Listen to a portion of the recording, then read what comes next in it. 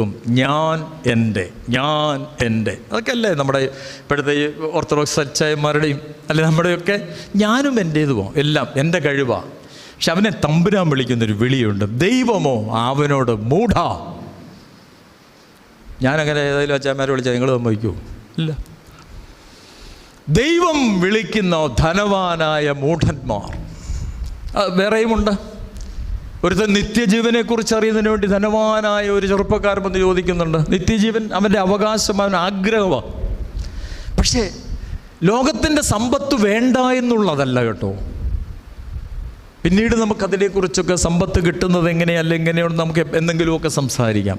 പക്ഷേ നമുക്ക് അതുകൊണ്ട് മാത്രം ദൈവം അവനെ വിളിക്കാം. അവന് ദൈവവിചാരം എന്ന് പറയുന്നൊരു കാര്യമില്ല. ദൈവത്തെക്കുറിച്ചൊരു ബോധം അവനുണ്ടാകുന്നില്ല.